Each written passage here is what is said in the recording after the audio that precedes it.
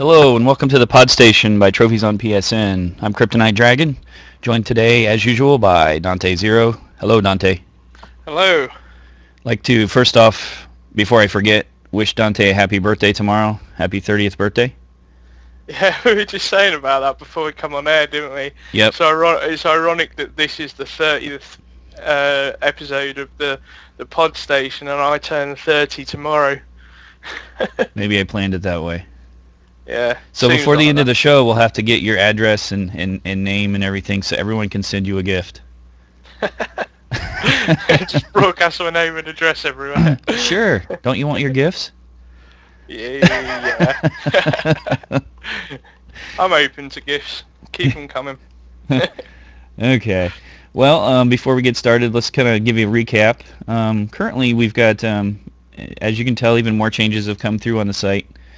And boy, some of them have been big lately. We've had to turn off the chat as well as the arcade, unfortunately. Sad face. But it's for good reason. We are trying to get Google AdSense to recognize us, first and foremost, for advertising. And we're getting all kinds of the generic responses, which means we have to kind of troubleshoot at our end in a lot of different ways. So that we can get to that point. And so I apologize. We are looking at bringing those back as quickly as we can, if we can, and most likely the chat will return. Can't speak to the arcade. We have some options for putting that on some other locations and still making that available, but we will have to see. Also, we're redoing some input and stuff for the staff, and we're going to have a lot more data on the front pages, so all that's being done right now. And it's really a total revamp, and I'm sure that the staff will want to put input into their individual areas to make sure that they're getting the things that they need. So look forward to that. Once that's kicked off, you'll see a lot more show up on the front end in terms of information, and I'm really excited about that. And I look forward to the point where we have comments on news, and you can find anything and everything you want to find out about any game. So that's where that's pointing. Exciting times. Yes, yes. And what have you got for us with the game? For PSN Pick of the Week. Yes. This week we are going with a title on the Vita, which I picked up today, which is pretty damn good. It's called Draw Slasher. You may recognise it from one of the trailers that we had on the front page recently. It's a quirky little PS Vita game. The concept is you play as a little ninja and you go and carve up zombies, but the way that it plays is you use your finger to slash across the PS Vita screen, and obviously the character on the screen follows your movements with your finger. So if you, like, for example, drew down on the screen, your character would jump up in the air and slash downwards. And there's all kinds of like superpowers that you can do and things like that. So yeah, it's a brilliant little downloadable game, nice little time killer, and it's quite quirky in the way that you actually control the character, because you don't actually press any buttons. There are no buttons on the Vita to press, you just use the front touchscreen. And I'm kind of keen on more games utilising some of the PS Vitas for unique things like that. You know, Yeah, when definitely. you sort of look back at some of the Vita games going through, you know, there's very few that you can sort of say, yes, it's took great advantage of the back touchpad, or it's taken great advantage of the touchscreen on the front. And this makes great use of the touchscreen on the front, and it's pretty cheap as well. I think it's about £4, which I think for you guys will be about $3 or something like that.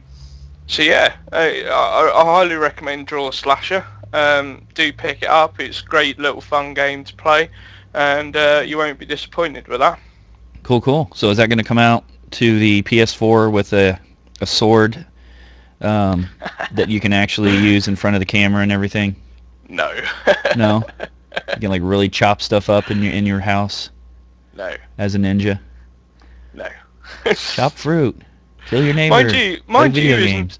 Wasn't there an Xbox indie game that was kind of like that called Fruit Ninja or something that then got ported onto like tablets and stuff? Yeah, Fruit Ninja is very popular on phones, and Yeah. that's exactly how it works. It's with touchscreen smartphones, and you use your finger to swipe the fruit. Yeah, but unlike this, where you're swiping fruit, you're swiping zombies on a 2D side-scrolling type game. So yeah, so who wants to kill fruit? Like, really? Come on. Yeah, I can imagine you getting a bit bored. Fruit didn't do anything to you. Fruit's not going to attack you. A zombie's going to attack you. Exactly. I think Metal Gear Rising showed a good job of how slashing things up in games really should be. So take the step up. If you're a fan of Fruit Ninja, step up and play some real proper slashing games as opposed to Fruit Ninja. And be careful you don't run up like a $12,000 tab on it like some kid did the other day with some extras and stuff, and they sued Apple and just... Yeah. Long story to go into, but basically parents weren't looking when they should be, and the kid ran up a huge bill on iTunes with extras. And I think what's most disturbing about that is the parents eventually admitted, obviously they should have kept more eye on it, but it's the fact that Apple didn't stop them. Do you know what I mean? They had, like, anybody's really going to buy 12,000 quid's worth of upgrades for a mobile game. Yeah, it should kind of raise a little bit of a flag somewhere. Yeah. You know? But you buy Draw Slasher on the Vita, don't have to worry about it, because there's no DLC or anything that you have to worry about overspending on, so... And I've mentioned this too, like, you know, there's things with tablets and everything like that. I was just talking to, I had a party at my house last night. I was just talking to some family about that and how my kid has a tablet. What are those things called? Kindle Fire. Yeah. And I was in there, and there was a slot machine game, and they had for 5,000 extra coins was $1.99, so $2 basically for 5,000 coins, and then for 10,000 coins, guess how much it was? I don't know, about $10. $10, exactly. So it went from $2 for twice as many coins was $10, which made absolutely no sense to me whatsoever. The currency, you know, for the coins and everything made absolutely no sense. And so there I am. I'm looking at this, and I clicked on this you know, coins for $1.99 or whatever. And as far as I know, there's nothing on the Kindle. I've never given my kids a credit card, put anything on there. There's no way any transaction should occur or anything like that. And so I click on this thing to see if there's more detail about this, if like the price is messed up or whatever. Literally intrigued about how the price points are off. And I click on it, and it says, "Thank you for your purchase." And I'm like, what the hell? You know, is there a credit card on here that I don't know about? Well, I start looking into it. And apparently at some point when the thing was purchased, it had like a gift card on there so you could get certain games. And it was drawing from that. There was apparently money that was on there that no one was aware of. And there was apparently, you know, still some left. And there was no confirmation or anything of that purchase. It just, you know, a person could have accidentally clicked on that button at some point and made a purchase. And there's nothing. There's no, are you sure? And that just led back around to microtransactions. Which we'll be talking on a little bit more about very shortly. So yeah, that kind of caught me off guard and made me think about the whole topic again. Yeah. Because you know we've been skirting it. Yeah. We're going to go in depth in that shortly. But first, we should probably round up last night's poker night event that we had. I'll let you tell us all about that. Oh, you don't want me telling you about it. What is with you? I am going to complain right now. We have a couple of staff members, and I'm going to include really you, and there's one other person. I won't even mention names, but you can't raise every single time, every single hand. That's not good poker strategy. It is. I'm just playing the cards. It's not.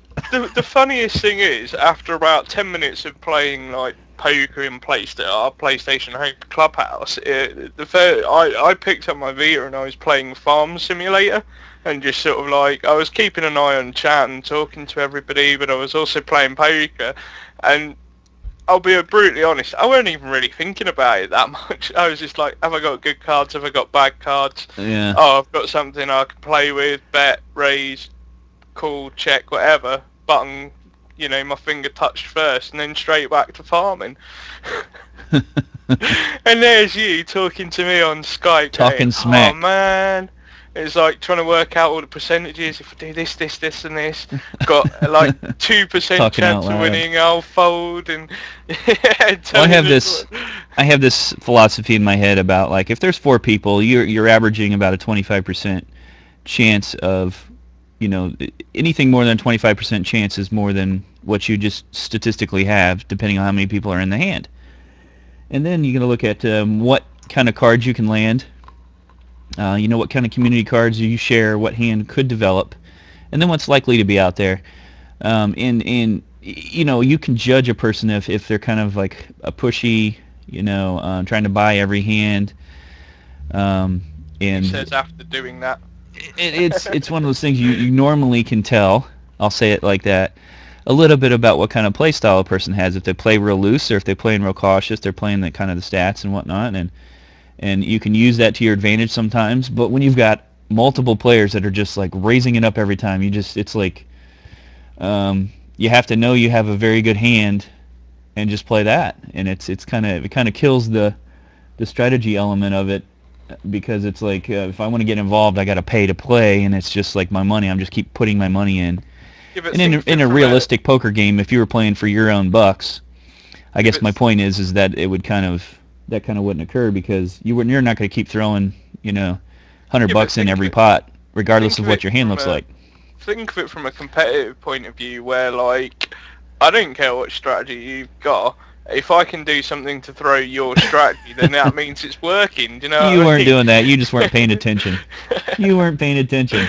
Well, I was playing for a little while, and as I said to you, you were. Yeah, there was a couple of times where I had some great hands that if I'd stayed in, I could have just like got some really good wins. But I was just like, no, I've got crap cards. I'm not going to play it. And there's you asking me what you got. What is it you're hiding? I'm telling you. Man, I will say this though, you got well competitive about it. I am. I'm very competitive when it comes to poker though, because I love poker. One of those people, like, I don't know if you remember when it was on PlayStation Home before, but they had the green tables and the red tables and things like that. Yeah, was it the EA Sports Lounge? Yes, it was. And I got in there and was winning tournaments and everything else, and had my name up on the boards and all that. It's pretty fun. Yeah, and when you were sitting at the big boy tables on there were some pretty good players. And I like the idea of playing it for fun. I have played it for money and stuff like that in the past, but I probably would never get back to that. Going and sitting in the casino and all that. Yeah, it's expensive habit. Expensive. It can be almost you become addicted to the adrenaline kind of it instead of playing it for fun. So. I don't know about adrenaline though. I kind of get that people have an adrenaline rush with it, but the way I see it is like cricket. Sure, there's like nice heart-pounding moments, but for the most part it's dull. It's kind of what you make it, and I don't know, I tend to enjoy poker more when I'm just sort of sat around. There's no pressure in terms of money side of things. You just have a few beers, a cigar or a smoke or whatever, and you just kick back with some brewskis and play some cards, man. That's kind of what poker's really all about. Yeah. It's only when you get competitive and serious that you start. I think it relates to how much money you've got involved, don't you? Yeah, but you're talking virtual currency. I mean, does it really matter? Oh yeah, you are. At this point, you are. Go put $1,000 and buy into a tournament and see if you don't sit on the edge of your seat the whole time. Yeah, but I wouldn't do that. I'm quite happy to sit, playing for matchsticks in a room with some buddies having a laugh and a brewski, and that's kind of what we had last night. And it's just the only downside to last night is that not many people who signed up for it turned up. Yeah. But hopefully this is going to be a regular thing. So, It's typical. About half the people show up. That's an occurrence. It was a good start, but we can do better, and I'm sure that'll come with regular games. So definitely look out for that, and we'll look at doing something a bit more regular with that. Because I'm totally down with it. Indeed. The space does need decorating, though. Come on, man. He needs to put more stuff in there. Yeah, I didn't play decorator in there, did I? That's for sure. Yeah. The worst thing about that is I'd been reminding you all week, like every conversation we had, I was like, you need to decorate the home space when you get 5 minutes. You need to decorate the home space. We all go in there last night and it's like, he's not decorated the home space. There's like, what, a radio, 2 poker tables, some video games. Yeah. What was it? Frogger, darts. Frogger, asteroids, and darts. Asteroids and darts, yeah. I will say I don't particularly like that dartboard in PlayStation, because I love darts, but that dartboard aiming systems are way off. Where you how do you turn that into a video game? You throw darts at your TV? Hey, listen, I've played plenty of dart games on PS3 and PS Vita, and they've all been relatively good. Problem with the DualShock 3 sticks is when you flick it forward, it pings back into place. And it doesn't always ping back into place in a straight line, which sets your aim off. And that's annoying because there's like, when we tested out the clubhouse, I was having a good time with the darts thing, but that was really annoying me because I'd be on for like a treble 20, and like, because the stick snapped back, from me pushing forward on it, it didn't snap back in a straight line, so then my darts would aim would end up going off like into a 5 or a 1, and I'm like, no way, that sucks. Need a better dart game in there, one that doesn't rely on sticks. Yeah, that's another thing I used to play a ton of. I used to play a ton of pinball, darts, and poker. Yeah, basically the bar scene. You sure you're not British? That's a regular pub night out. I used to do the bar scene and stuff and do that, and particularly pinball. There's actually a friend of mine, Brad, was just, oh my gosh, you've never seen anyone play pinball that could just keep that table alive and going. He had a little knack too for the bump without getting a tilt, but I won't go there. It's always about the bumping, man. I swear, you nail that on the table, you're laughing. Yeah. He's pretty good at it. As I say, you sure you're not British? Because they're all pub games that we have like in normal British pubs. Or that and the coin stops. We don't have a lot of that here, really. I mean, you see some darts. You probably don't see too much in way of pinball or poker or anything like that here in any pubs or anything like that, honestly. But when I was younger, there was some bars that were kind of, almost like we took over. Yeah. And we had our own little areas where we did these kind of things on our own, and, there wasn't really any outsiders came to those bars. They were just filled by people that were all on the same page of, let's play for... Maybe there's a $1 million idea for you. Set up a video gaming bar in your local town. Put games like virtual darts and stuff up. That'd be cool. Yeah. Have a real life clubhouse. Put in your quarters, you get to play the game, and you get a pitcher of beer or something. Yeah, get a high score, pitcher of beer. Sweet. Right, should we go into this week? Do we have anything else? I'm just trying to remember if there's anything else we need to cover before we got into the topic. I don't know, there's something bugging me. I usually forget something, so it'll probably hit me in about 20 minutes. I'll be like, oh yeah, that's what I was going to say. As always. Anything big in the news? Developer just got fired. Yeah, I don't know. We're still waiting to hear from Ubisoft about that. I don't want to go into it too much because I'm pretty sure that Daryl's going to cover that on the Trophy Lounge this week. because it Indeed, is, indeed.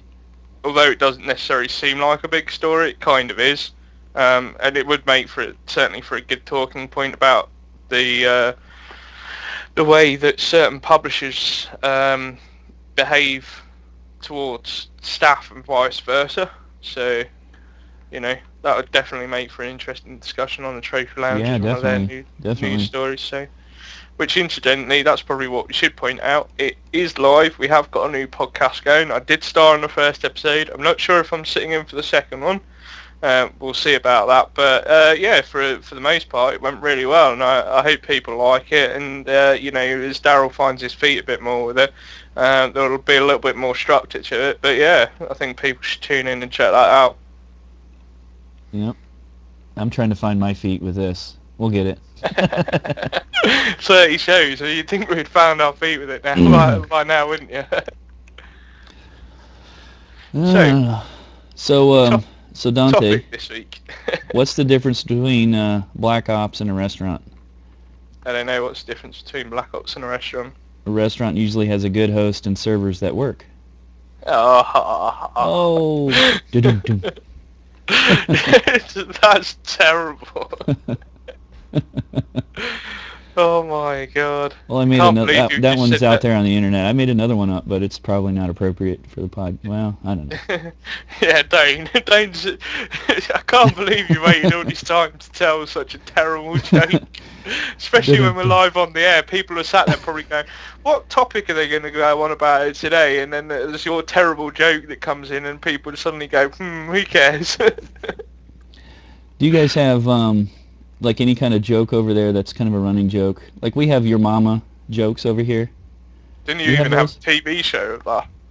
I don't know, but we have your mama jokes. Do you have your mama jokes? Yeah, we do those.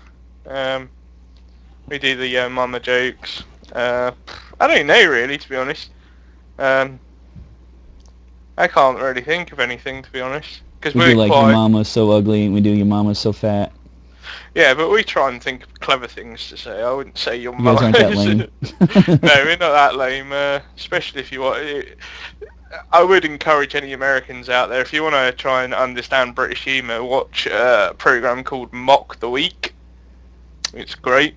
Do check it out. It's on BBC. But yeah, Mock the Week and Russell Howard's good news. Then you'll get some understanding of British humour.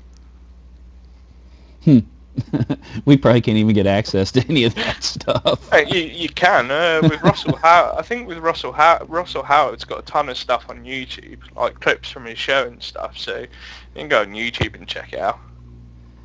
So anyway, your mama is so fat. When she logs into a Fallout game for the first time, all locations are instantly discovered. Is that before or after the game crashes? And then the game crashes. I was going to say, it depends on which version you're playing, because I was going to say, if you're playing the PS3 version, the fact that your mama would be able to actually load up the disc... No, I apologize. I apologize to your mama. That was mean. We'll get everybody to send her a gift, too, when we give your address. Yeah, I was going to say, you do realise, like, well, it's not for us here in the UK, but it's Mother's Day where you are, and here you are on air telling your mama jokes. Yeah, you heard my wife yelling about that yesterday, didn't you? Yeah. So that's what I get to hear about Sundays, on the podcast. Can't spend time with my wife, Yeah, but she's not your mum, so... I know, but I got kids, and you know how the kids are. You have to do the mama thing for them because... they're not going to buy anything. They're not going to get cards, They're going to turn out their empty pockets. They spent their money on video games. Yeah. That's where crafts come in. You just sit them down with some paint, some glue, some paper and go, get creative, make something for your mum. Mums like that sort of thing. They genuinely do. They like stuff that's created by their kids as opposed to just going out and buying some flowers or something. Flowers are nice and everything, but they die after a week. When you're about 18, you look through your box of memories and you go, oh, that was that card you created when you were like 12 or whatever. It means a lot more. Pro tip. Yeah, when you got a lot of kids, that's way too much to save, though. I'm here to tell you. I need another project. No! Stop bringing them home. Leave them at school, and they can be filed off there. Anyway, we Anyway, somehow got distracted. But anyway. this week's topic, if you listen to last week's show, you'll realise we did get sidetracked with a major stumbling issue. And so we thought it would be a good idea to address that issue this week, so that going forward, every time someone mentions EA and microtransactions, we're not going to go off into like a 30-40 minute ramble. So, yes, I'm looking at you, Katie. So this week we thought we would tackle the topic of microtransactions. We have done some stuff on, loosely about this in the past, including last week, but we're really going to take an in-depth look at it this week. So, Katie, you want to start us off on microtransactions and where you are at with it? Yes, I'm looking forward to the day when you're at the movie theater and halfway through the movie it comes up on the screen and says, if you want to see the ending, pay an extra such and such dollars now. And there's a little slot on the armrest of your chair where you got to put money in, or you can't sit and see the rest of the show. You know that's not going to happen. To be honest with you, you picked the wrong analogy there, because when it comes to movies and stuff, I don't think that's going to the cinema and stuff is ever going to change. If anything, microtransactions are probably only really connected and a major issue for the gaming industry more than anything. I can't really think of any other sort of industry that deals a lot with microtransactions besides games. Well, it's, the thing is it's really one of those things. It's like they've kind of captivated you in the same way that a theater can charge you extra for popcorn and everything like that, more than, 5 times more than you would pay anywhere else. That it's really the same kind of concept. And when somebody buys a video game, I don't care if you buy it new or you buy it a month down the road or whatever. I think it's kind of a terrible policy when any of the microtransactions involve a game-affecting purchase. Well, see, this is going to surprise you. I actually agree with you in regards to that, and I think in this day and age where we have, online passes, we know, we talked about that before, and we know they're here to stay. They're not going away anytime soon. You've now got the season pass DLC stuff coming in, and then to charge like transactions as well. Microtransactions is just way too much investment, especially for one game.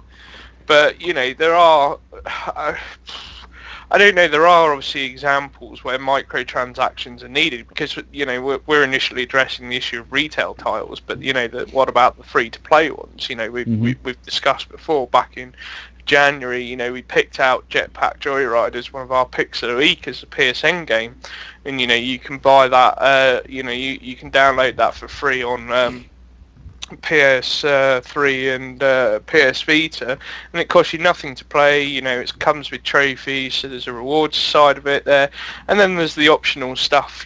Should you want to buy via microtransactions, you buy a bunch of coins or a coin duplicate machine, and then it gives you more coins and games, which in the game, which then allows you to buy more stuff, to customize your characters should you want to, and so on. And when you look at a free title like that, it's fair enough, because essentially they're giving that game away for free, so they have to make money somewhere. Yeah, but at the same time too, if there's no end in sight, like how do you justify ahead of time diving into a game and then being introduced to that later? Because it could be a never-ending thing. It could be a one-time purchase. It could be, if I get a game that's free to play, but then in the first month I realistically need more than the $60 it cost me for the game in microtransactions, and that's only the beginning, and then they're going to come out with tons more. And you don't have a visual of that before you purchase the game, so it's almost unfair to do that. And I would even argue that trophy hunters have it even worse, which is sort of the same kind of things that happen with DLC. if you don't know if DLC is going to come out and it's going to ruin your percentage or it's going to change the dynamic of the game later, how do you justify not letting a person know that, and yet they're committed to something? If it's important to them, they're committed to waiting and maybe being surprised later by something they don't like. But then you can't win as a publisher or developer, because what you then find is, if you announce DLC for a big AAA game coming out, and hasn't even come out, and developers and publishers start talking about day one DLC and season passes and stuff like that, people groan. And yet what you're also saying is then when the game does release, if they buy it and they're not knowing there is going to be DLC and microtransactions, it's a little bit unfair. So, that does raise an interesting question of how you balance that out, because, when you look at it from both perspectives, no one's a winner and everybody's groaning about it. Yeah. So, it's certainly going to be interesting in how that goes forward in the future. But I think, from looking from the perspective of, small-time developers, charging a couple of quid for a game and then, topping that up with the microtransactions is fair enough, but what I find part of the problem is that a lot of games that do have microtransactions, obviously like the massive, Dead Space 3 debacle, is that, we know they're there, but it's never quite clearly ever explained as to what microtransactions do. For the most part, a majority of games that have microtransactions are optional, but for games developers and publishers don't do enough to explain that it's optional and that it's not going to hinder your game experience or anything like that. They're too busy praising how great it is if you can buy an extra gun that nobody else has, and I think that's where some of the problem comes and some of the hate towards microtransactions. I mean, this week sees the release of Dust 514, from CP Games. That's a complete free-to-play MMO shooter, and one of the things they've been key to stress is that while the game does support microtransactions, there is nothing you can buy via microtransactions that will give you an advantage over people that don't want to buy things via microtransactions. It just means that your time investment playing the game is going to be longer, rather than quickly unlocking something, but that won't necessarily give you an advantage if you unlock it quicker. It's purely a choice-based thing and an optional thing, and in fair play to them for actually getting that message across. And I think the guys behind Dust 514 have probably been one of the very few developers and publishers who have actually done a good enough job to explain it to the fan base and the potential consumer base. Yeah. I don't know. I think that they just need to give a lot more attention to where they're going with this, because it can easily get out of hand. And one of the things that's prevalent about PC games is they've had a lot of this in them for the longest time, and one of the things that can actually occur if you're not careful with the design of a game is actually a kind of a marketplace outside of the game for selling stuff, selling resources, and that happens, to a lot of people's favorite MMOs on PC. They actually develop where people are able to pick those things up, or max out an account and then they actually sell it, or they have a way of creating more gold than the next person, and so they use that thing that they purchased or whatever that they got as a microtransaction to make even more gold, and then sell the gold online to people to dramatically change. But in some respects, that's a good thing, because I mean, look at it from a perspective of a gamer's side of things. Is that if you're committed to as you say, an MMO, for example, if you're talking about like real world cash, if an MMO manages to gain its own sort of internal economy, that could benefit the gamer in terms of having real world money. Why shouldn't that be an option? I'm talking about an external economy where they're purchasing things. You go on Craigslist and you buy a character that's got everything that a person can't really normally earn Because let's face it, the MMOs are going to be shooters, RPGs, strategy. They're very easy to unbalance. Those genres are very easily, you put a wrong gun in there, you put a wrong power in there, you put something that affects strategy, where a person can, knows about what another person's move is going to be before they do it, or, those kind of things, they affect game balance as a whole. And who wants to play a game? There's already a lot of genres and a lot of games that are tough when you come in and you're a newbie, and you've got to kind of train yourself up to get the good equipment and all that. There's quite a few of those, and those actually almost make sense. That you would start at the bottom and you have to work your way up to open stuff up. I could accept that. But if you come in So and you can work and you can, get your character all the way up, but then still somebody can go buy a special gun that can one-shot kill you, and you have no chance in hell unless you buy that gun.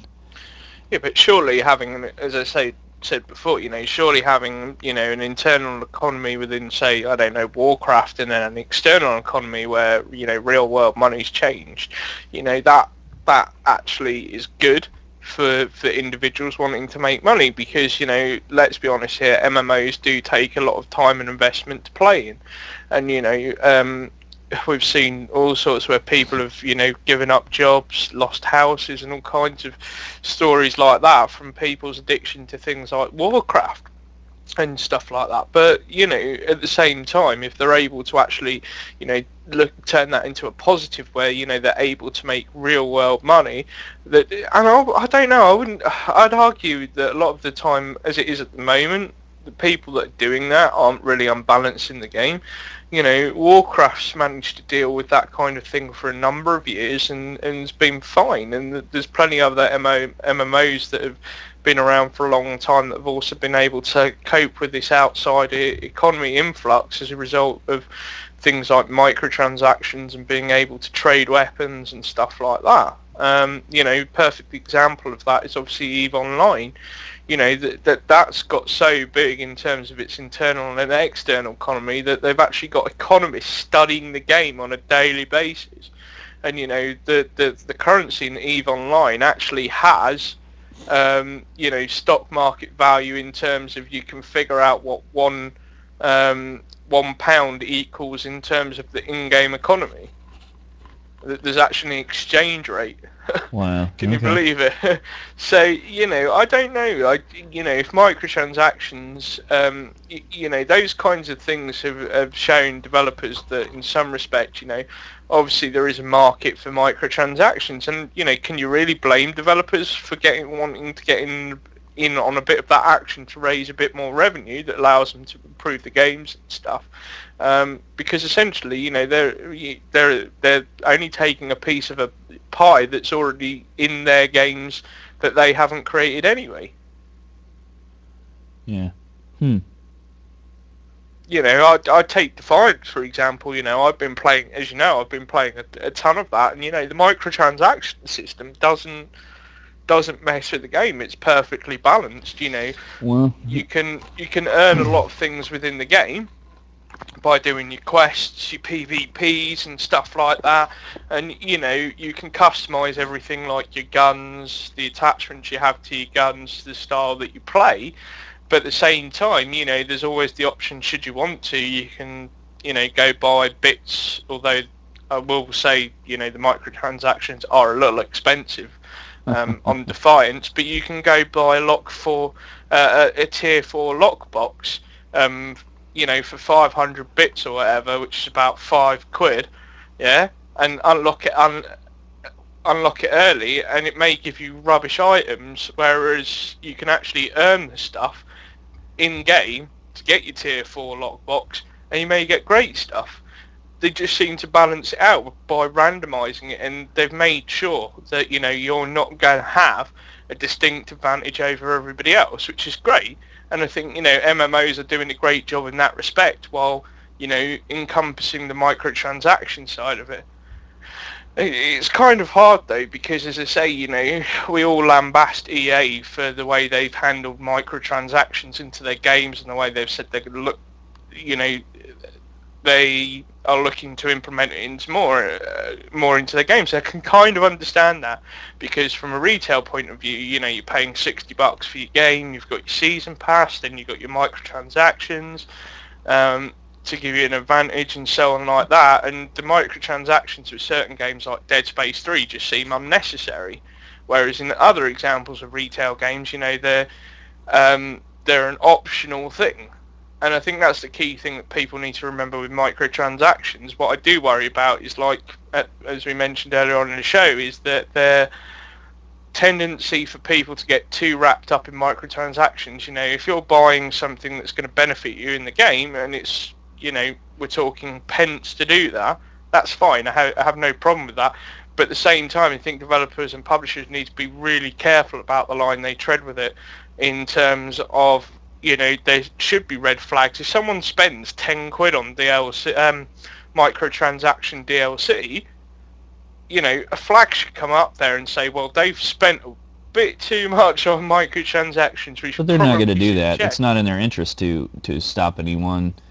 I Well, they mean, have. I can see an easy argument if somebody's spending a lot more money. But then the other thing that relates to this is why set the prices the way they do? Why have a virtual weapon that's, you know, a couple of bucks?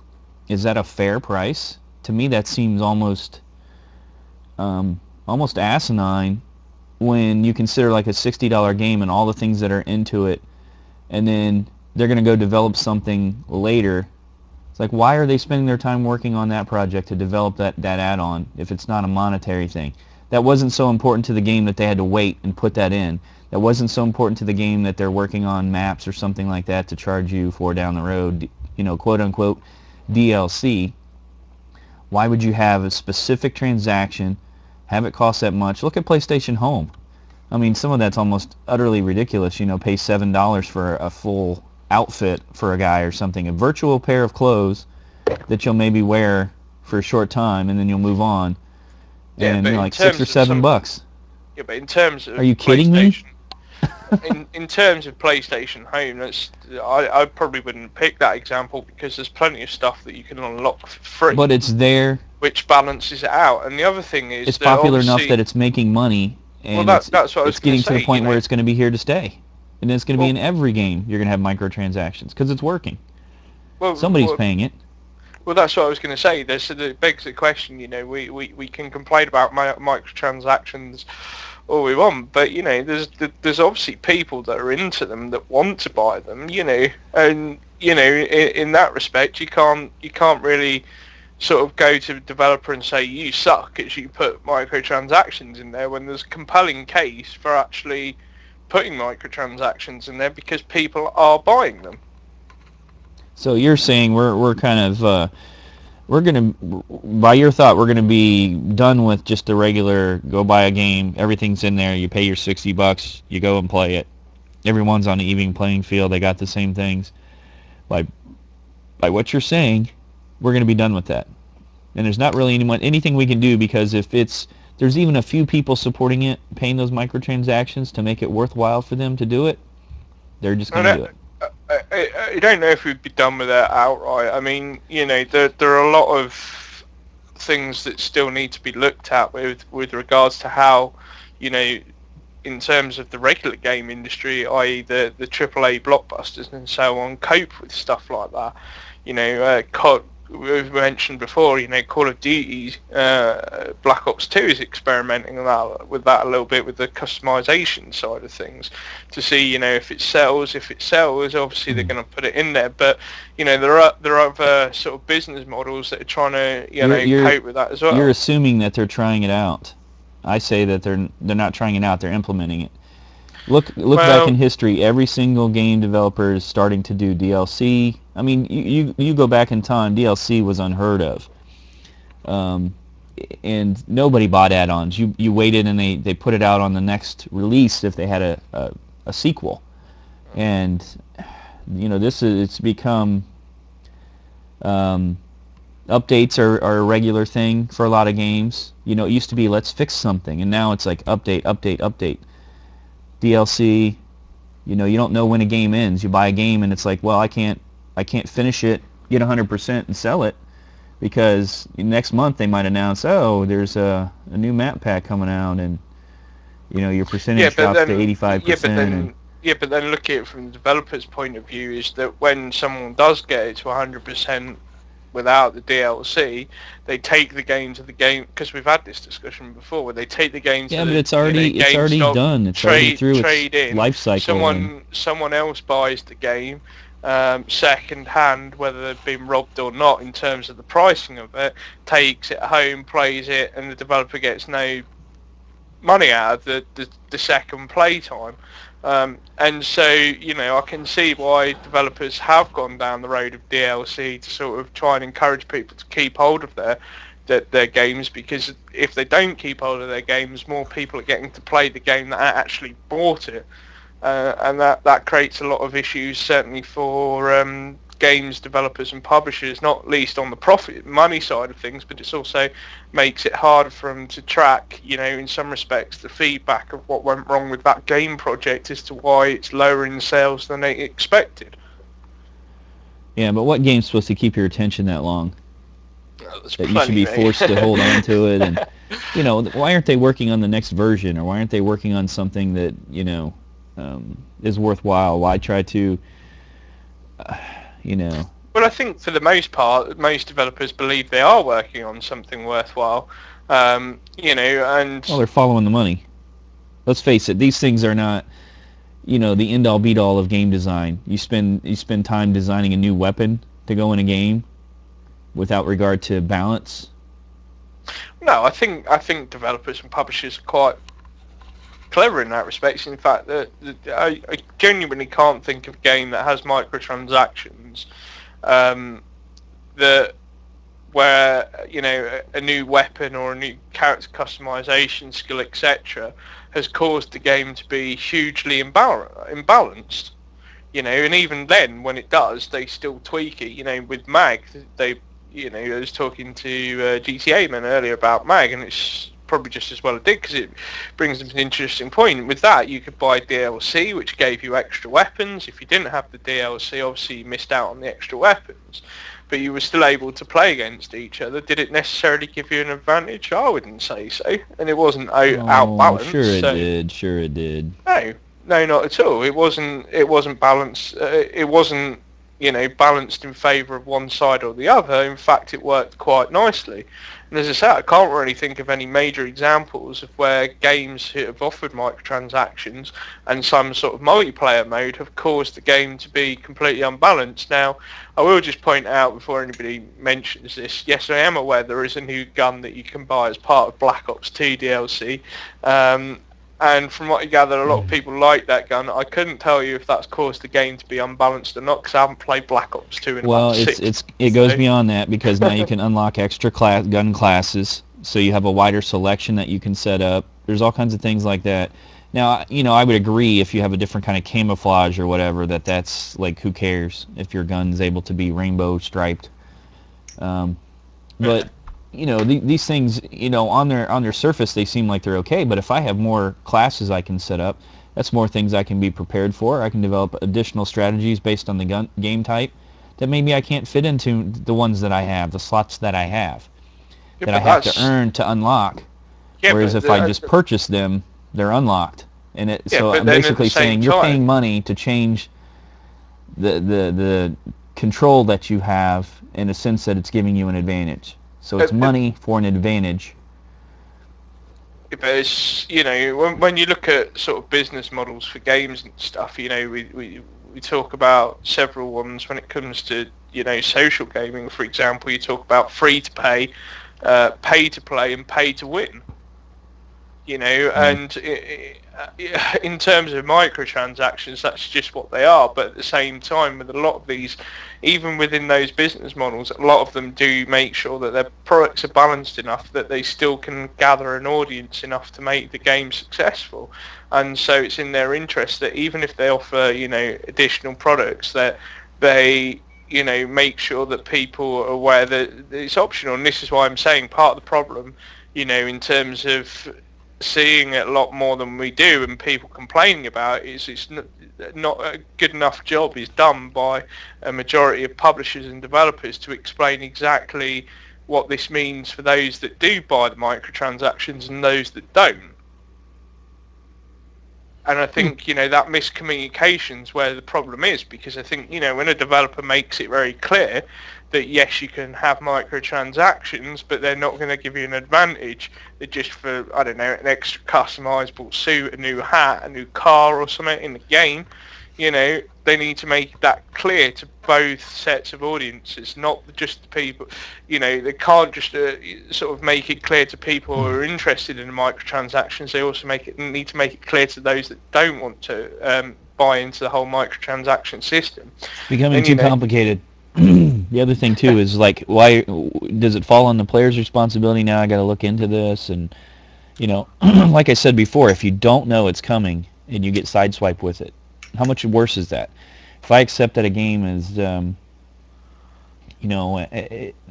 my liking, and yes, maybe I can expect DLC because this publisher always puts out DLC, and I buy it, and then a month down the road I'm still enjoying it regularly, and then they throw a monkey in the wrench and say, oh, you got to buy this, this, and this to continue forward. It's outlived its life cycle. Yeah, but I don't know any games. You got to have all these extra things to unlock. No, I don't know. The majority of the content going forward, or something. I don't know. There's not any game that I can think off the top of my head where they sort of say to you, right, that's the end of the game. Now you need to pay more to carry on playing. I'm sure there's probably quite a number of mobile type Facebook games that probably do that, but I wouldn't say for them. When you talk about console market, for example, I don't think there's many games where they say, oh, you beat the game, congratulations. However, there's a little bit more if you pay as an extra quid. Well, that's where the free-to-play probably will get into that, because that's the direction that they take. The only way you can have it free-to-play for players is if they're making money somehow, and they don't seem to be taking up the phone game idea of like ads and stuff like that being introduced and letting your advertising pay for the game for the gamers. There doesn't seem to be any of that. There doesn't seem to be, those set guidelines before a person starts of, the game's not going to ever, cost you this or that or the other thing. When in reality, they could do those things. They could make those changes midway through. If it's free to play and you have no dogs in the fight. They get all these players hooked. They have you buy some, extra content, and then later down the road they say, well, we're going to start charging you if you want to play on this server over here, which is this, or if you want to be part of this event, that's going to cost this. It could be a lead-in. There's got to be something at the other end of it, and those are the ones I think that are probably more unlikely to be unbalanced in the future. Well, I don't know, when it comes more to than even a Call of Duty adding an extra gun. I think when it comes to free-to-play, I mean, in terms of console gaming, it's still a pretty new concept to us, and there's a lot of finding your feet with it at the moment, because, as I say, it's only this sort of last, we saw it initially with the Free Realms Kids MMO, and we're starting to see it more now with DC Universe going, free to play. Obviously, Dust 514. It's been around for a while. But Firefall.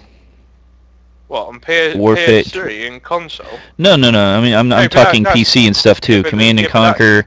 But that's what I'm saying to you. In terms Lord of the Rings Online. In terms of the console side of things, it's not something we're particularly familiar with. And it's still very much, experimental side of things, because you could argue in some respect that one of the other business models, which is episodic gaming, is pay to play. But did that stop sales of, for example, The Walking Dead? No. If anything, it made it great. You could either buy the season pass, or you could buy each episode as it comes out. Now, I can see the attraction with episodic gaming, because if, say, for example, there was a recent game announced for the Vita, Jacob Jones, that's going to be an episodic game with about 5 or 6 episodes. Now, I can see myself buying the pass for that, and even though I'm not going to get each episode for a month at a time, I'm okay with that, because it fills a nice gap in between other games. So when there's a dry week and there's nothing coming out and there's nothing I particularly want to play, I've got something new to carry on playing. So I can see the attraction of that. Well, we're getting all the same things that PC has got. Is my point is they're not new.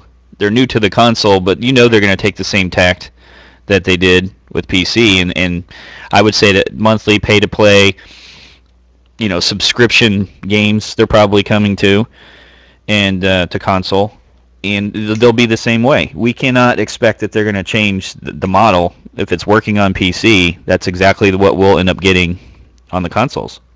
Okay, but look at it from this perspective. It obviously hasn't done the PC genre any harm at all. Well, hasn't it though? Because No, those are I'd say largely unbalanced in everything as it is. That's another one that's hard to it's hard to make a comparison fairly because I'm one of those former PC gamers that jumped out of the PC gaming because it is so completely hacked up. It is so completely wrought with these artificial economies that are outside of the game. I'd literally come from an experience where I was playing a game that I really loved for a number of years that became all just completely hacked up because it was on PC. It became all, you're paying a monthly fee no matter how much you're playing. Then you get to the point where it's, almost ludicrous where you're on there all the time and you're working hard to maintain your gold and all that, and your skills and everything, and someone can come along and they can buy stuff from other people. They can buy a character that somebody creates for them and buy that account and start using it and buy millions of gold, for, I'm buying a million gold for $10 or something like that, and maybe in terms of, actually playing, maybe that takes me a week of playtime to get to that level, and then it unbalances everything because it affects your purchases of things that help you with the game. And if you have a lot more gold, then you're certainly going to be a lot more powerful. You're going to advance a lot faster. You're going to be able to buy a large castle or whatever and store all your stuff in there, which allows you to hoard even more things. And it's easy to say, well, it's a slight unbalance, but it doesn't turn into that. It turns into a huge imbalance in the bigger scope of things. I don't know where I'm at with it on console is that while we do see it sort of creeping into more retail games, so to speak, I'm not particularly a fan of that necessarily creeping into retail games, but I think for the most part, I don't think it will be as widespread as everybody thinks it might be. I can certainly see companies like Activision and EA doing that, to kind of take advantage in some respects of their bigger IPs. But I think for the most part, when you look at some of the other successful franchises, take for example Rockstar's GTA series, you're not going to see microtransactions creep in there anytime soon. Sort of takes away from the game, and there's plenty of other games and studios that you can think of that are just going to release a game because fair enough, for example with Square Enix, they've got the Final Fantasy MMO, but they still pump out single player Final Fantasy games. I'm sure we're going to see multiplayer games like, I don't know, just trying to think of something that isn't COD and isn't Battlefield. Well, Battlefield would be an example. I don't think you're going to see, nickel and diming microtransactions with a big franchise like that, but I do think you are going to be given alternative options with stuff like the multiplayer. I think as a general, looking at the bigger picture of it all, is I think, yes, we're probably going to see more MMOs that are on console, which is a good thing. It gives people variety, and it's going to certainly attract a new audiences coming to the console market from PC side of things. But I think for the most part, PC games, as you say, there are examples where things have gone horribly wrong, but at the same time, it hasn't done the PC market any harm, because if it did, Steam wouldn't be as successful as it is. And you wouldn't see people constantly release games on PC, and yet they're doing that and it's successful. I think for us as predominantly console gamers, it does mean that we are going to see a lot of variety. We are going to start to see some free to play things, to attract the audience that doesn't necessarily have a lot of money to buy, new AAA titles all the time. But for those that that want the customization, want the extra bits, and extend their gameplay, there's going to be the free to play microtransaction model, where paying for your microtransactions is going to help make the game better. So yeah, I think for the console side of it, we're still very much in the experimental stage of it, and it's in some respects I don't think it's going to be all encompassing where it's going to take over, but it is nice to see the experimentation and see the variety of how it's going to affect people, because as I say, at the end of the day we can argue till we're blue in the face, but there's obviously an appeal for it, and that's constituting developers and publishers really experimenting with it and seeing how people react to things like that. I don't think it's as bad as everybody puts it out to be. Well, do you think that what would you do if Grand Theft Auto 5 had microtransactions? I just wouldn't use the microtransactions. It's as simple as that. Well, I mean, you're saying that they won't be coming to that, and you highly doubt that. I mean, don't you think that they're all working towards becoming an industry standard when? No, not on console at all. I think it'll be something used to add a different dimension to people's gaming experience. Do I think it's going to be industry standard? Not a chance. Would you have said that about DLC a few years back? No. I would probably have said that DLC is going to be a standard. It's still not necessarily the standard format for the industry though, because there's plenty of games that do release that don't have DLC. But again, it's always, for me, DLC has always been an optional thing. I can take it or leave it, and I think people need to, when you talk about topics like that, unfortunately it can get heated sometimes, and you can sort of blame publishers, you can blame developers, you can blame the people that actually buy into it, but it still doesn't change the fact that at the end of the day it's all an optional thing. You don't you don't have to buy DLC for stuff. I can't see anyone getting into creating a game free to play without the knowledge that they're going to get their $60 plus out of each person that plays. I can see them saying it's going to be free and we're going to get our money somehow with advertising or whatnot. But each developer will look at that on an individual basis. Because monetarily, it's a company's going to work in their best interest of money, and I don't care what you say. I think even a Rockstar or something like that, if they found a way to introduce any kind of microtransactions that work and fit with their game, that's going to make them extra money, they're going to do it. If they know they're not going to alienate but their base. Looking at it from a business person's perspective, you take, for example, the Trophies on PSN website, at the end of the day, if there's a way you can make money, are you really, as a business individual, are you really going to turn around and say no? What, are you asking me? Yeah.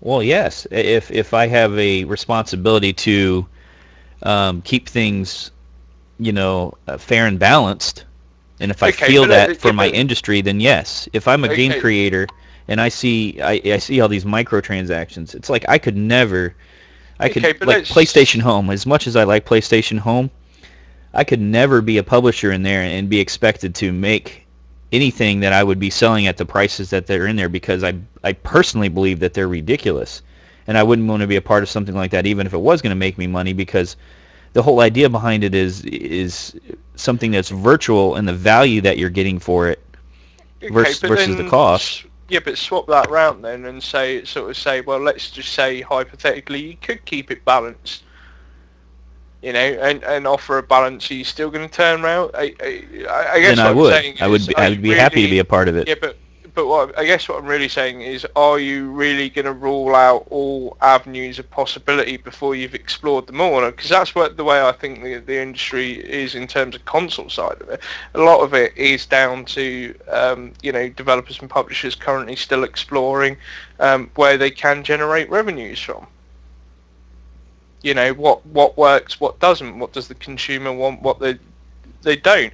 But still maintain all of this is still purely optional. I can't blame businesses for wanting to go out and make money, whether it's morally bankrupt or not. That's the nature of what you do as a businessman, you or business person, I should say.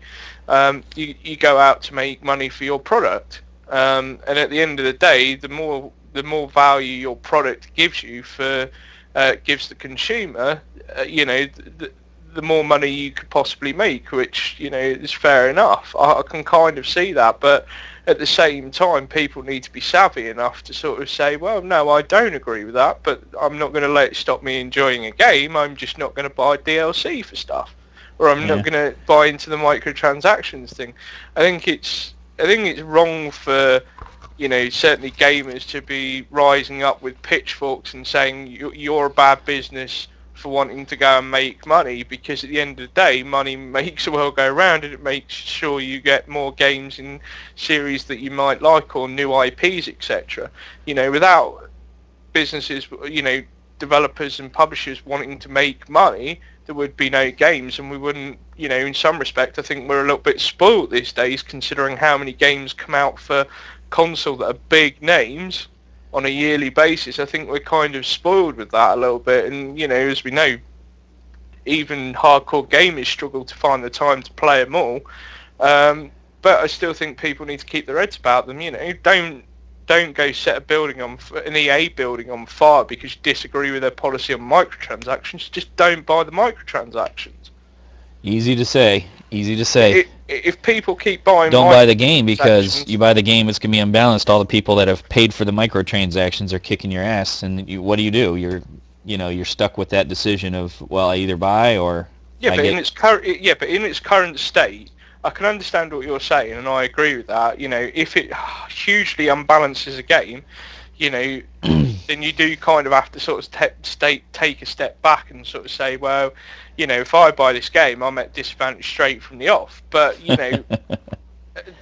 there's not an example of a game I can think of on console off the top of my head to date that has become so unbalanced because of a microtransaction system. So as it stands at the moment, there's no reason for people to stop buying games because they're going to become unbalanced as a result of microtransactions. There's no reason for them not to buy the games. When games start becoming unbalanced and you've already bought it and paid for it, and it becomes unbalanced. But then I can understand people then taking a step back, and rightly so. Too late. No, because I mean, you still I don't have as much faith and confidence that it hasn't already or won't easily turn into that. So, even Black Ops 2 is a perfect example. My son plays with that new gun. What is it, the Peacekeeper? I think so, yeah. And he thinks it is absolutely overpowered. He absolutely dominates with it. All the games he plays now. I mean, just nonstop. He is a beast with that thing.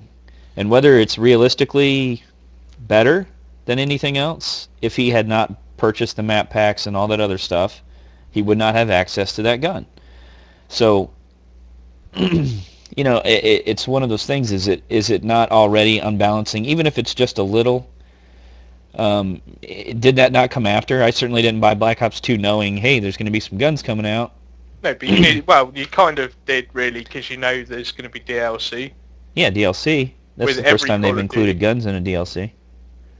Yeah, but I mean, they said that when Modern Warfare 3 came out and you had the DLC Elite Season the Elite Season Pass. They said the DLC could include new maps, new customization features, longer video recording, possibly some guns, possibly some equipment, and even though they didn't put it in, the footnote was there that they could possibly include that as part of your DLC entry pass. Isn't there a footnote with every game that they can put whatever they want into it later? I wouldn't. They could add tanks tomorrow for all you would know. They don't have to announce it.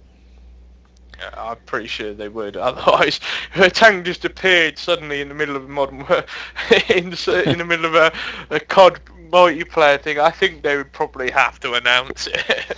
Well, I guess purely for the maybe I'm a money little side bit of more things. cynical than you, Dante, but this is one of those things that, Well, like, it's that's moving in a kind. direction. It's not going to stop. It's not going to turn on a dime.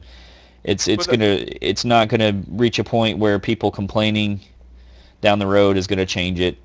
well, no, You I can't. think it will. I don't. I don't believe that. See, this is the point It's I kind of like wanted to once make. it's in, it's in, and it's almost accepted, and it's like they're making money, and they go, oh, so what? The Oh, point some I was people have trying a to. problem with that. So what?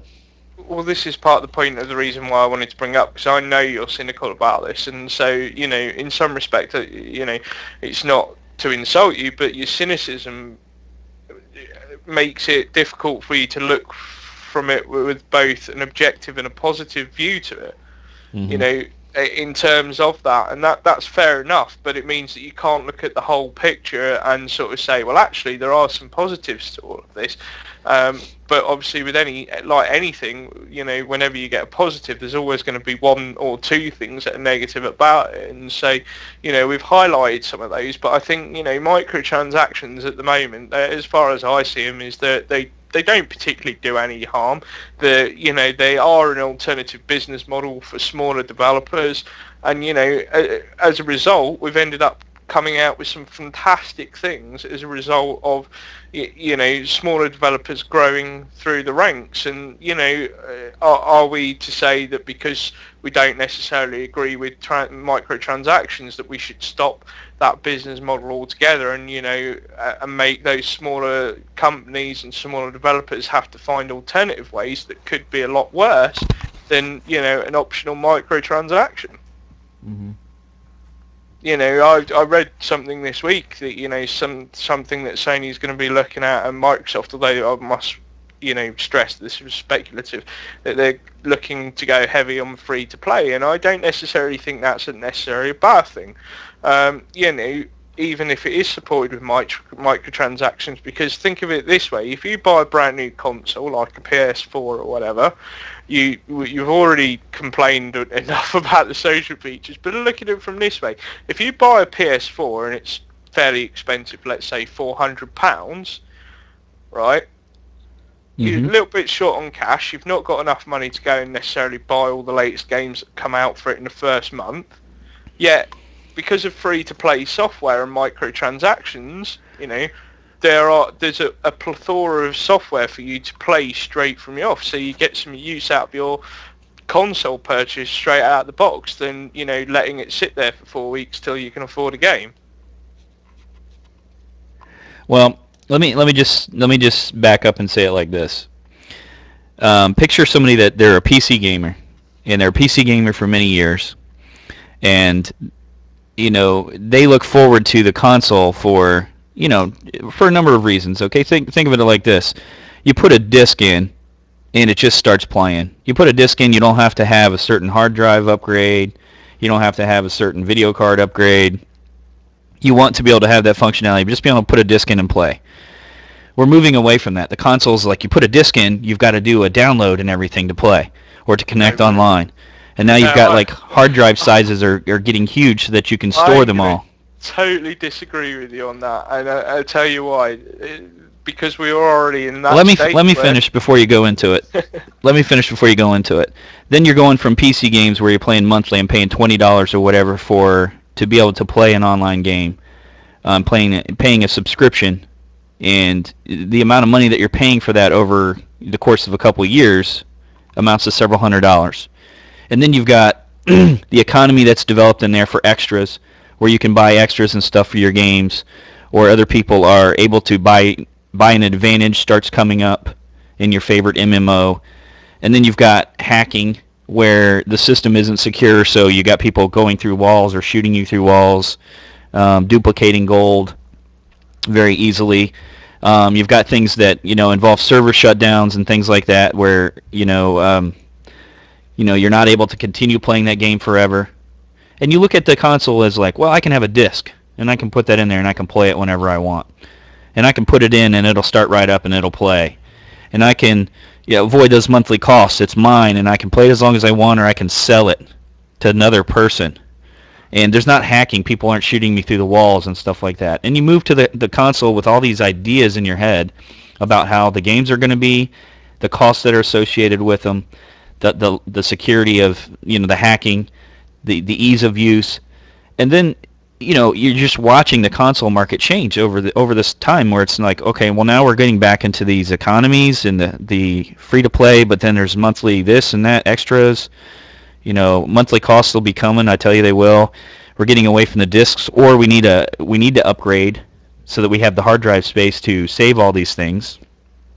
All these things are coming back around. It's not unlike turning a console into a PC.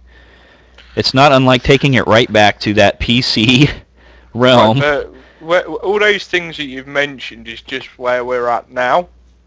The buying a disc, you're sticking it in, you patch, then you've got the option of DLC, there's current hacking, as you know, on things like Call of Duty 4. There are economies where people will sell their PSN IDs, etc. That's where we are at now. Yes. That not, it's already happened. Where we're going forward is that you'll probably have it a lot better, certainly with the PS4, where you will put in a disc and you'll be able to start playing the game straight away instead of having to wait for endless patches. And obviously DLC is still going to be a pretty relevant thing, but again, that's up to you. You've got the choice to buy it there and then. But I think from the hacking perspective, I think that's not really going to be too much of an issue, at least not right away, until some clever genius cracks it. Clever genius. But you always have that Some with Jack any Hole. console. Yeah. You always have somebody that's going to try and break it open and then, put it out there for everybody. That's just the nature of the beast, unfortunately. But, in terms of, the whole economies forming within it and stuff, that's always, as far as I'm concerned with consoles, it's always going to be seen as this optional addition and adding to the variety of stuff that you're able to play. It won't take over the core aspect of picking up a game, sticking it, getting home, sticking it in, and then going off and playing on it. Sony have made that certainly very clear with the PS4. What they are saying is, here's some free-to-play games that are supported by microtransactions. If you want to try them out and see where it goes, it's up to you.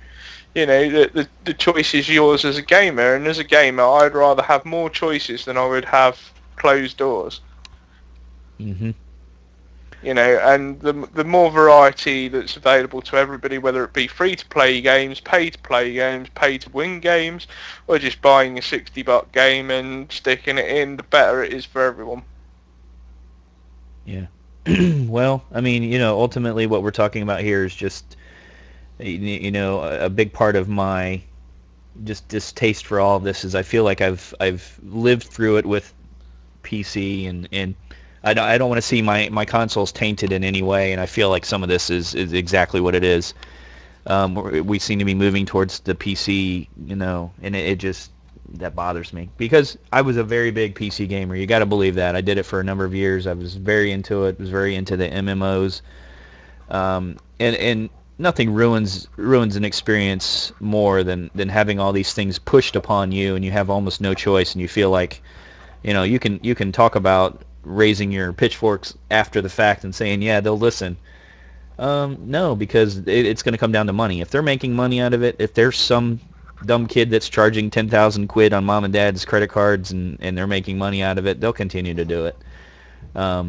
It leads to but at the same time, a dark place in gaming for us, because at the same time, should we take that out altogether and sod the people that are actually wanting to do things like that? Well, I mean, why are we being subjected to being guinea pigs for this monetary test? Well, you're only subjected to it if you want to be.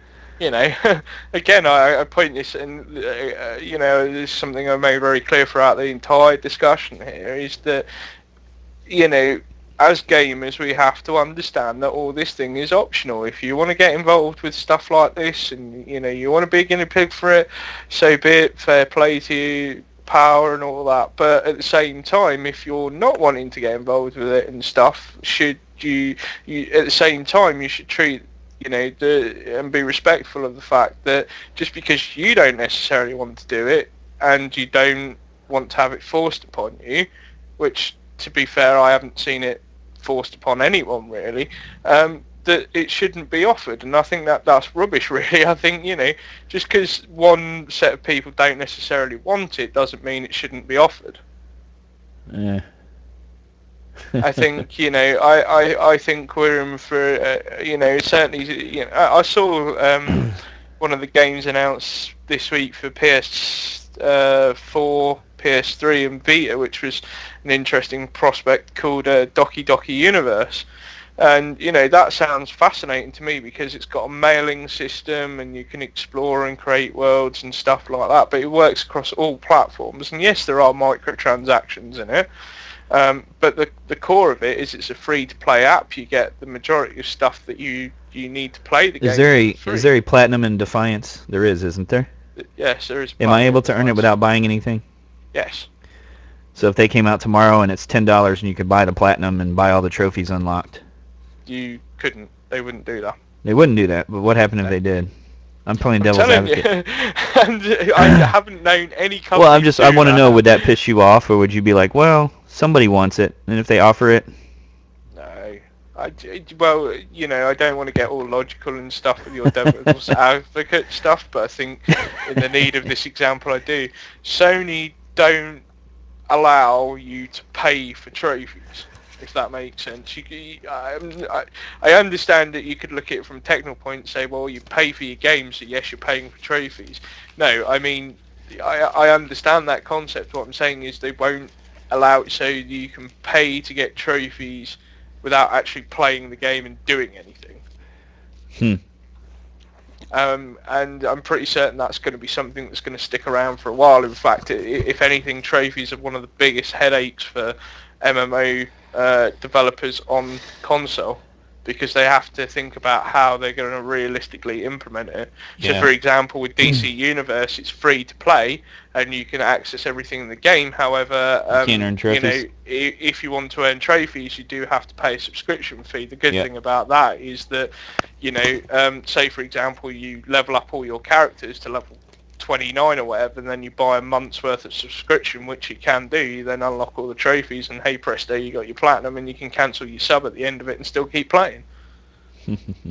So I don't know.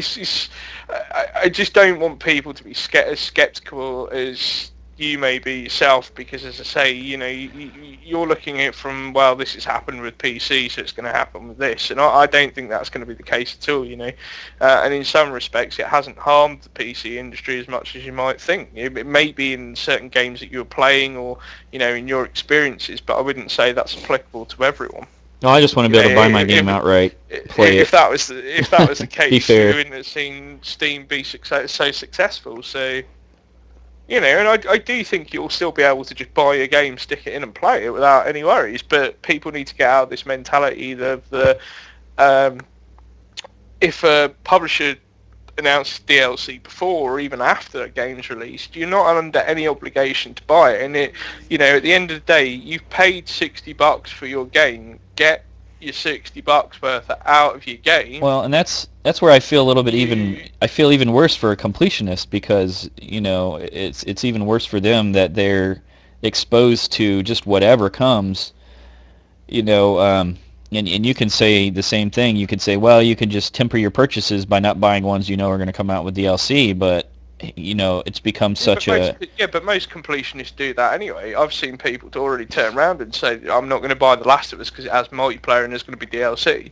And I just think, or they buy it and then they find out the DLC is a game that's going to give you your money's damn worth near straight impossible on the disc, and you're not going to buy it on the concept of DLC.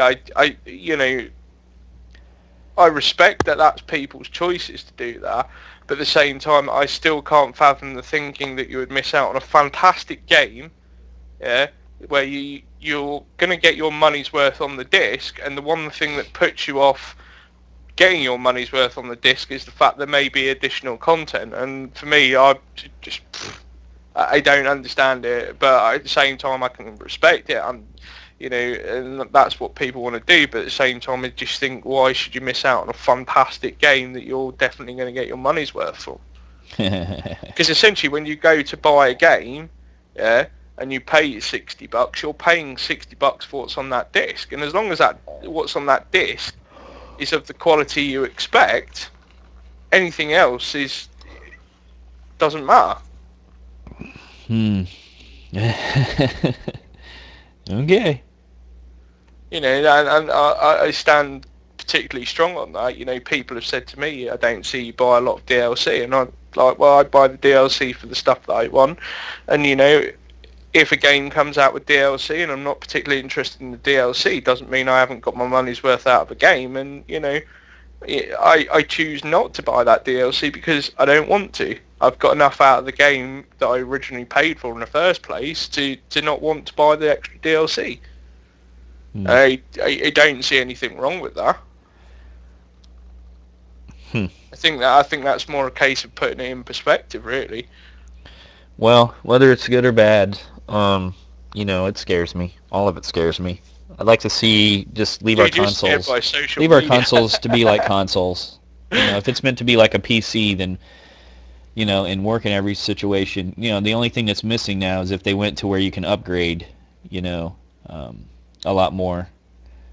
You know, and then it would be exactly like a PC. I hope the PS4 just changes the landscape totally, and like you said, keeps the hackers away for a pretty long time. It's funny that because you should really sort of point out PlayStation Plus.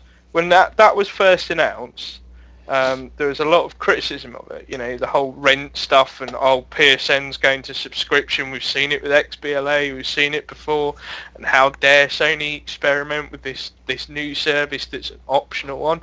And, you know, as time's gone on, all those people have finally shut up and realised that PlayStation Plus is worth the money.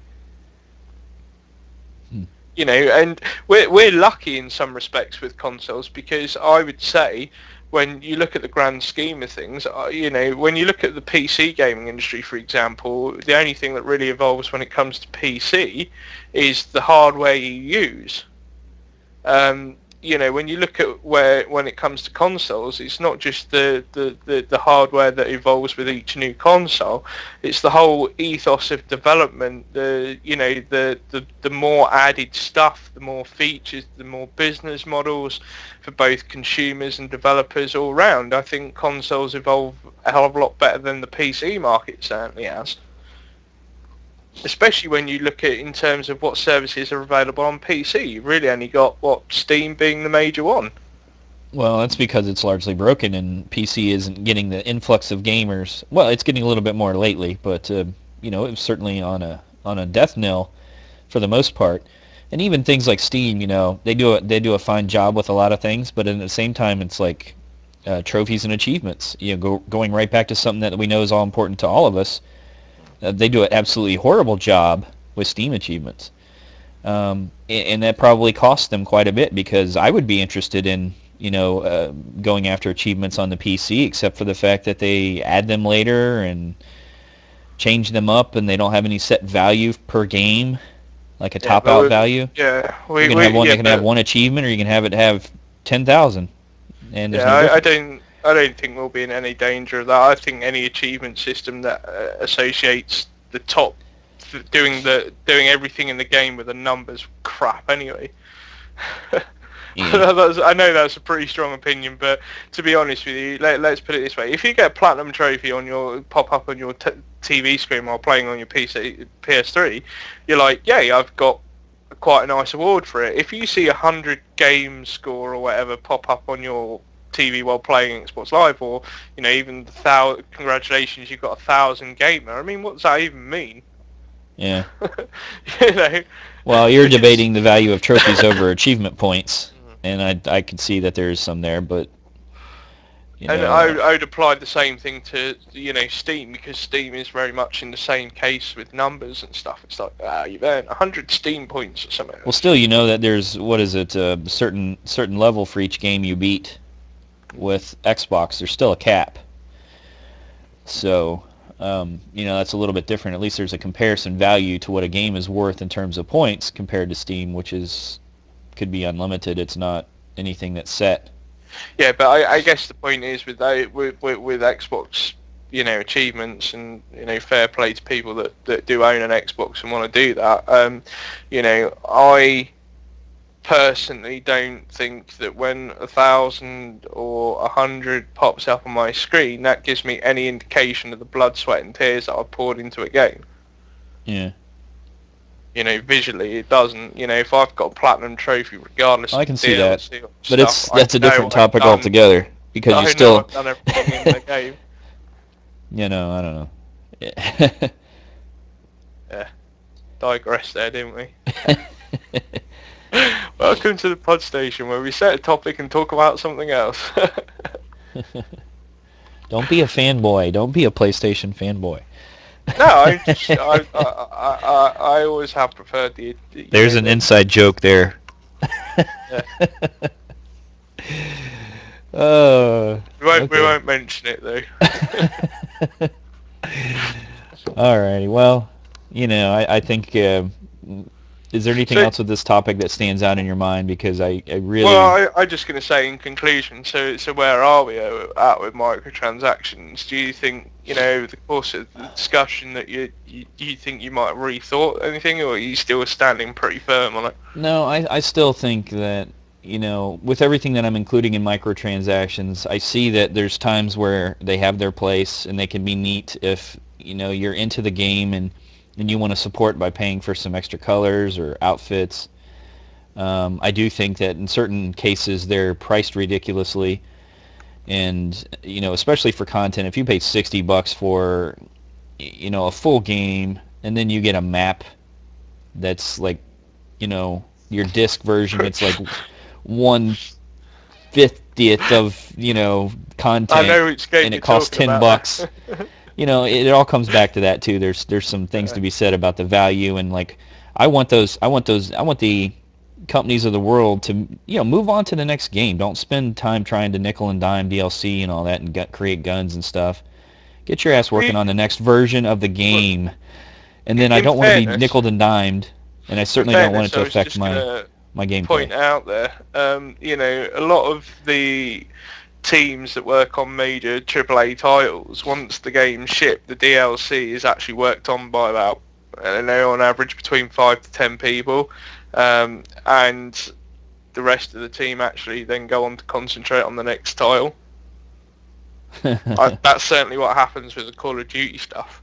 In fact, with Call of Duty, it's not even a problem because obviously they have a different studio already working on the next game. Yeah. The same with Assassin's Creed. It's really not. Yep. With Assassin's Creed, it's really not an issue because they keep like 10 people over from that project to work on DLC for it, and the rest of them all move on to helping out with the next one and planning the following one after that. So they've got it down like it's a factory chain, if you know what I mean. And I'd say majority of the when we talk about annual franchises with DLC, that tends to be what the case is. It's only a couple of people adding extra content. Whether that's paid or not depends on obviously the higher ups within the business itself. But for the most part, you find only a few people are working on it at any one time. It's not actually it's not disrupting the chain of development, if that makes sense. Yeah. So it is worth pointing that out before you say, stop working on map packs, I want a new game. And how many times have you seen get map packs and how many times have you seen too the map pack comes out immediately after the game comes out? You're like, there's DLC to follow, or those first day updates. That's another one that so you shipped it and it's broken and you have to update it for it to work properly. You didn't notice this before you shipped it. I don't think we're going to see any examples of Modern Warfare 3 again. Certainly with the PlayStation 3 one, where it's, you can play the single player, but you can't play the multiplayer, and then it's like, we've released a patch, now you can play the multiplayer. So you go and play the multiplayer, and then you think, I'll take a break, play some single player. You can't, we've got to patch that. I think you will see all that go away with PS4, because obviously they've said about background patches and things like that. So I'm not too worried about that going forward. Yeah, and again, that's that's Sony taking up where there's been some failure on the point of the developers. Yeah, And we I said have to, before, I think they push stuff out too fast without, they create those deadlines, and it's, yeah. you know. But the plus point of that is now that Sony have identified that as a problem. Developers have identified that as a problem, and they're going to fix it with PS4. So Cool, cool. Well, I want my PS4, and I don't want it to be like a PC. If I have to upgrade anything or even have that option. well, you find out in a couple of weeks, won't you? Yes. E3 is only 4 weeks away, so we'll get a good look at it and hopefully more details about stuff that's going to be coming for it. Cool, cool, cool, cool. Cannot wait. But where I am with microtransactions, I'm fine for it depending on the business model. I think, as you say, I agree with you in some aspects. When you buy a $60 game, you should at least know that there's microtransactions with it from the start. I think developers and publishers, if they're going to put that in their product, they need to make it more clear exactly who they're appealing to, and what the benefits are for those that do want it, and what the downfalls are for those that don't want it. They need to be clearer with that. And I think microtransactions does need to stay because regardless of all the negativity around buying $60 retail titles, it's pivotal for a majority of small publishers, and at the end of the day, we've seen great things come from indie games. Not everybody can go to Sony and tap into the Sony pub fund straight away. So, Yeah. I'm happy for microtransactions to stay around as long as they serve a purpose in helping smaller developers and don't unbalance games. I think when they do start unbalancing games, those developers and publishers that put them in and it causes that imbalance need to reevaluate their business model for that particular game. And I hope going forward, I certainly think EA are going to learn a lesson from Dead Space 3 fiasco. And I think a lot of other developers will do when it comes to the bigger retail titles. But I still think we need microtransactions, and it is going to help us as gamers have an all-round variety going forward into the next generation. Well, let me ask you something real quick. Yeah. Do you think that the industry, we see this in some other industries, it comes up from time to time, but do you think that they need some kind of whose responsibility is it to say that these companies need to kind of just get on the same page, and they need to exhibit some advance notice for some of these things, or here's our plans, or even trophies being ruined, where you have like games that are being released where a trophy is quickly becomes unattainable or is glitched and doesn't work. Do you think we need some kind of like a gamer alliance that would kind of not so much hold their feet to the fire, but kind of be the voice of gamers, where it's like, hey, I've got 100,000 signatures, and we just want to let your company know that we're not happy with you guys continually releasing games that have glitch trophies that are unobtainable. Yeah, I certainly think there needs to be more sort of gamer-based, the consumer-based associations, because, I mean, we can point to things like, what do they call it, the guys that run E3 show and stuff. They have an organisation in America, but the problem is it's for developers and publishers to join and console manufacturers, but the gamer has no say in that. Uh-huh. And I do think you're right in that respect, that we do, because we could go through like the government channels of consumer advice, complaints committees and all that rubbish, but I'd rather it just be a dedicated thing where, an association would fight for the gamers worldwide, and then go to, even if it seems like a small issue, if 10,000 people complain, 10,000 members of that association complain, that should be enough to kick a Ubisoft or an EA up the arse and get them to solve the problem. Do you see what I mean? I don't think we have that, and I think that would be a cracking idea if someone got that together. Mm-hmm. Because, as I say, when we talk about industry-related stuff, the majority of it always tends to be organisations that support the developers, publishers, manufacturers, but there's nobody to really, represent the consumers in that respect, bar the regular government channels. So, I'd be all for that. Well, I mean, and a If lot of that this meant stuff, paying $10 to be a member of this association that would fight for a lot of causes, yeah, in terms of fixed, broken games. I mean, Bethesda must be laughing at the moment because they've already turned around and said, well, we're not making any more DLC for Skyrim, and we'll patch it as and when we want. Well, I say that, but their exact words were as and when needed.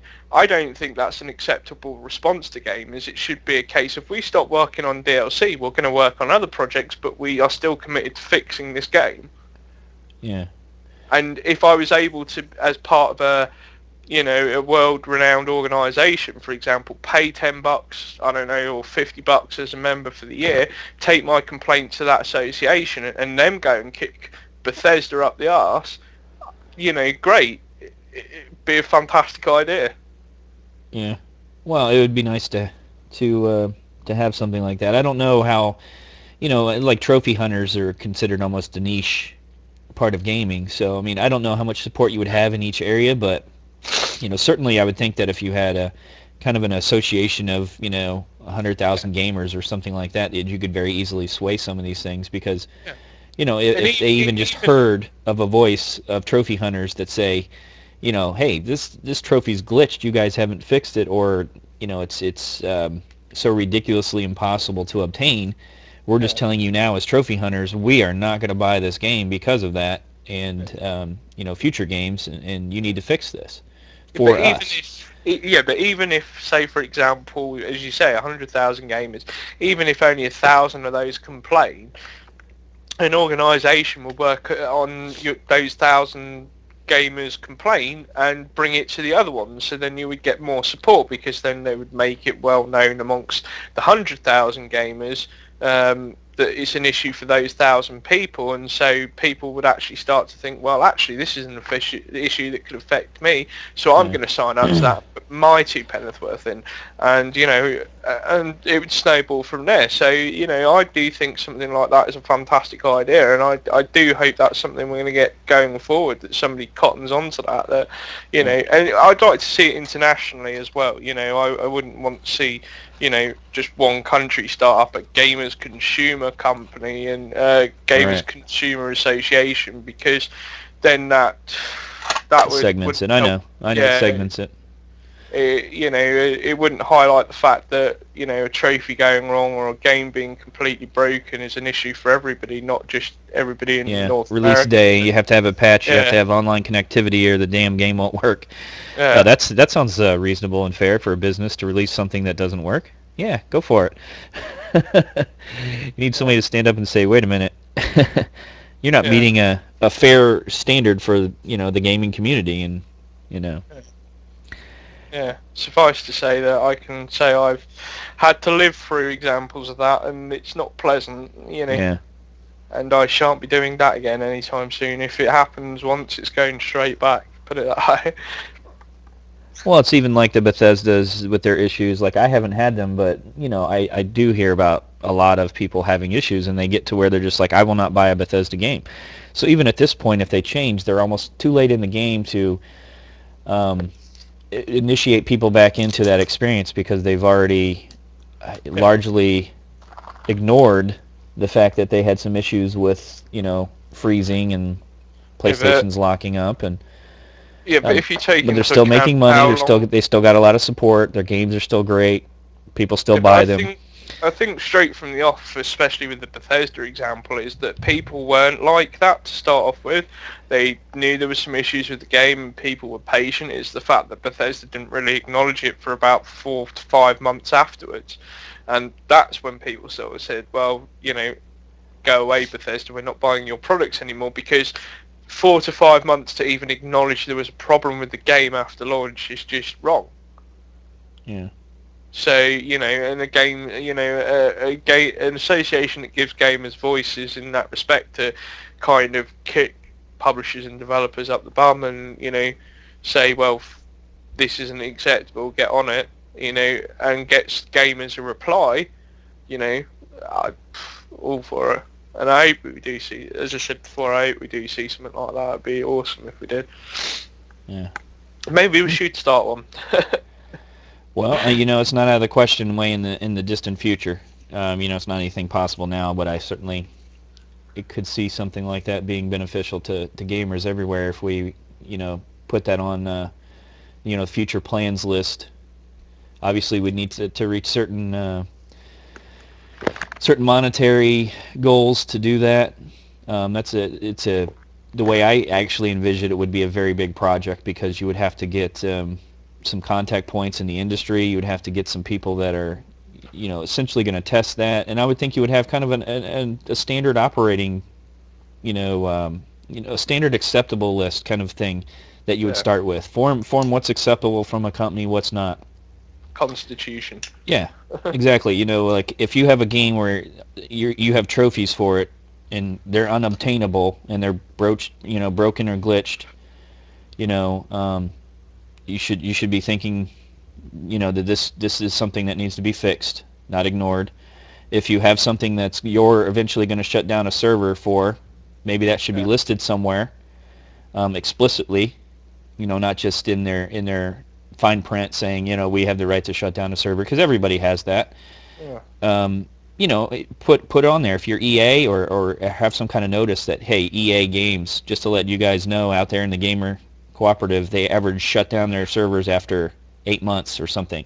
Things like that provide value to a gamer in a number of different ways by giving them the information without having to go and look into every little thing. It's like microtransactions. It could be so different and varied. Yeah. Who's to expect a normal gamer to know what's going on from one game to the next without spending hours researching every game before they buy? I think it's interesting you mentioned the EA server shutdown, because I think, in some respect that would give EA feedback as well, in terms of, say, for example, EA need to shut something down. EA could, say, well, we're going to shut down this server. On the flip side, we have another game that's coming out. What we will do is, if you have microtransactions, who purchase DLC that's no longer going to be accessible, whatever, we will, shift the value of your purchases onto the new game, and so you can play that and you get the benefit of it. Mm-hmm. That's feedback that could go back and forth, you see. So, there would be benefits to doing something like research digital downloads and see if they are, if they truly should reduce the costs. If you get rid of the disc version altogether, if that should reduce the cost, and how much is, should be relayed onto the consumer, and a whole bunch of things like that could really, benefit the gamer and benefit the industry, and come to an understanding, even if it's, even if a company decides that, no, we're not going to do that, we're not going to support that, at least have that out there with people that are part of that, guess what?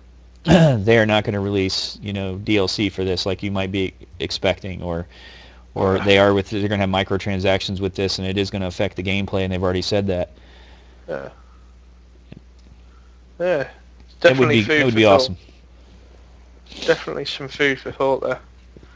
Yeah, I just thought I'd throw that out there and see if you would be supportive of something like that, because we talk from our viewpoints, Dante, and you have a lot of knowledge in the gaming industry. And one thing that stands out here is, like, you're like, well, it's real clear they're doing this. It's real clear they're doing this. Not everybody's as well read. Not everybody's as well informed.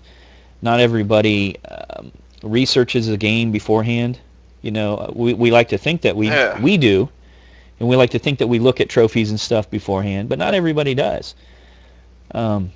Picture somebody that buys a game used and they don't even know the server's going to shut down in a week.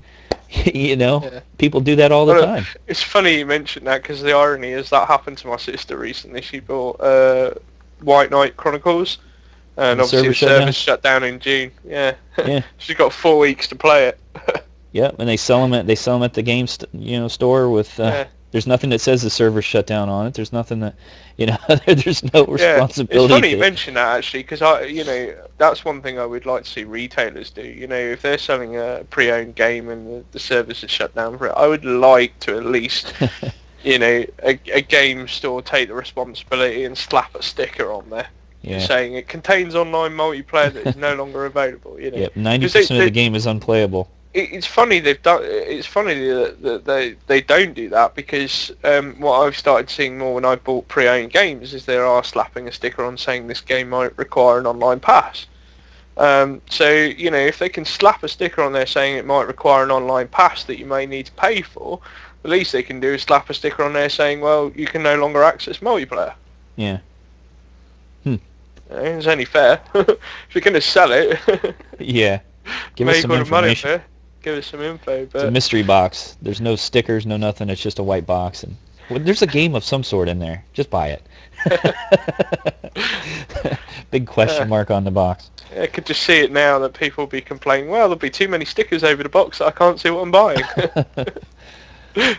Yeah. Well. Well, are we happy that we've finally got microtransactions out of our system now? Can I, in future podcasts, can I now say EA No, without I still having reserve to the go right to on a 40 bitch. minute? I got my opinions. I still reserve the right to. Can I say EA without a 40-minute run? EA. Evil Anarchy. Yeah. EA. Yeah. Okay. If you say so. Well, lively discussion today. hmm Thank you for joining me on Mother's Day too. Yeah, no worries. You guys have an equivalent over there? Yeah, we've had ours already in March. You're confusing a lot of people over here on Twitter and stuff, because everybody's saying on Twitter and Like, Facebook, I forgot. happy Mother's Day, and we're all like, oh, did we forget? And it was like, no, I'm sure it was in like March or something. Time for some Mother's Day microtransactions. Go buy her a card. You know, it doesn't have to be Mother's Day to do something for your mom. Yeah. I'll just point that out. Yeah, there is that. I think it means a lot more if it's not specifically on the day. It's just out of nowhere. Yeah. Yeah, there is that. Don't need a public holiday to tell you to do something. Yes. All right. Well, thank you, Dante, for the lively discussion today. No worries. And look forward to seeing you next week. Thank you for joining us. Hope you have a wonderful day. Go tell your mom you love her. And wish me a happy birthday. And don't forget Dante's gifts. I'll be a year older next time that we take this Yes. show, so I'll have to like act all mature and stuff. Oh yeah, I can see that happening. Damn. Time to grow up. And now for Dante's address.